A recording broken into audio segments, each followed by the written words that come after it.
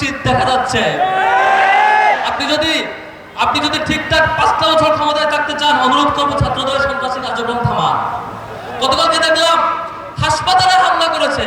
হাসপাতালে একজন রোগী বলছে, ভাই আমি রোগী, রেগুলার রোগী, এখানে চিকিৎসা নিতে এসেছি, তার উপর চাপাতি দিয়ে কুপিয়েছে। ঢাকা আলিয়ার অধ্যক্ষের উপর চাপাতি দিয়ে মাথা দ্বিখণ্ডিত করেছে।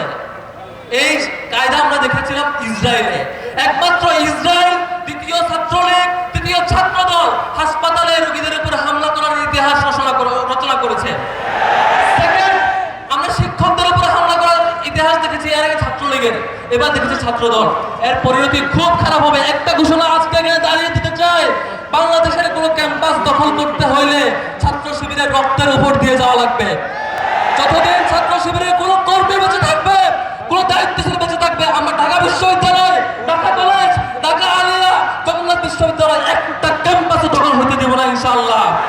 চাঁদাবাজদের হাত থেকে এই ক্যাম্পাসকে মুক্ত করে শিক্ষার্থীদের জন্য নিরাপদ আবাসস্থল উপহার দেওয়াটাই আমাদের এই রক্তের কমিটমেন্ট। আজকে 5 আগস্ট এই শপথ ব্যক্ত করে আমি আমার বক্তব্য শেষ করছি।